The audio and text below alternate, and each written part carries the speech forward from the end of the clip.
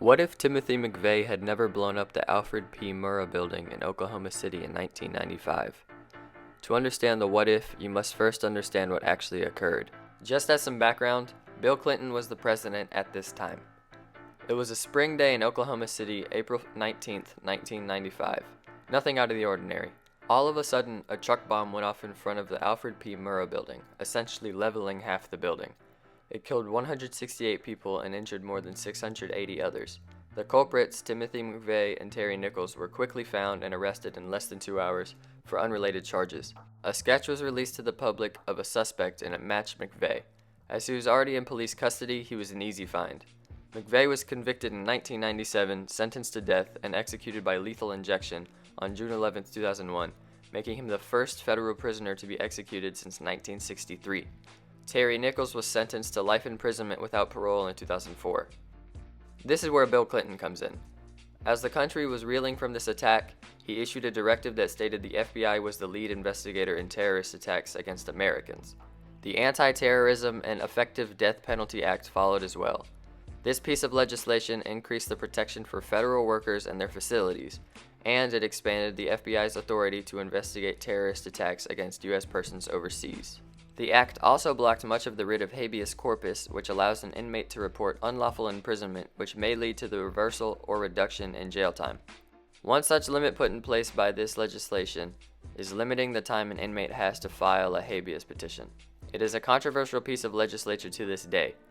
In addition, this attack highlighted the danger of the extremist right to the government and American society. McVeigh held views that were characteristic of the Patriot movement, which feared an authoritarian rule by the U.S. government and corporate higher-ups. The rightists went so far as to create small militias whose membership allegedly reached 30,000 at the height of the rightist fervor. After the attack, law enforcement agencies and the media had their eyes open to the extreme right, and they began investigating these groups. By the end of the 90s, membership in these groups had dropped drastically, and today, we know that the number of right-wing groups is very similar to the number in the mid-90s. Now, why did this happen?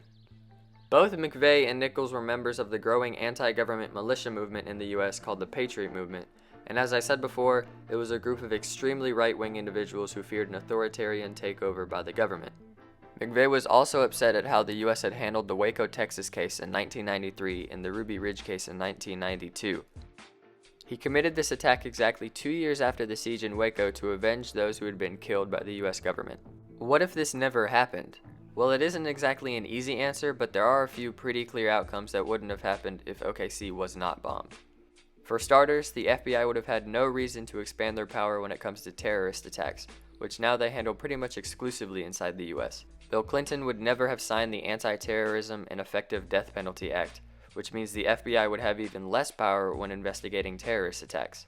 The writ of habeas corpus would have more power today because that bill placed many restrictions on it, whereas before an inmate could write several petitions of habeas corpus, now in most cases they are limited to one. That same year, Congress defunded post-conviction capital defender organizations, which did the research to provide inmates' lawyers the information necessary for a proper claim in court. Today, habeas corpus petitions are easier to dismiss because so many inmates are underrepresented or must represent themselves. Lawyers rarely want to take on the research necessary themselves. This is significant because a study by Columbia Law School of virtually every state and federal death penalty appeal from 1973 to 1995 reported that courts found serious reversible error in nearly 7 out of every 10 of the thousands of capital sentences that were fully reviewed during the period. There were so many mistakes, the study found, that after state courts threw out 47% of death sentences due to serious flaws, a later federal review found serious error undermining the reliability of the outcome in 40% of the remaining sentences, according to Lincoln Kaplan of The New Yorker. Another outcome is that the right-wing extremist movement in America would not have gained attention on such a national scale. This attention is what led to the drastic decrease in membership during the late 90s. Perhaps this means that some violent event would have occurred anyway because the number of radical Patriot Movement followers would eventually mean someone is crazy enough to attempt such a devastating attack. The only completely ascertainable piece of information if this event did not occur is that the FBI and other law enforcement agencies would not have begun tracking right-wing groups on the level that they did.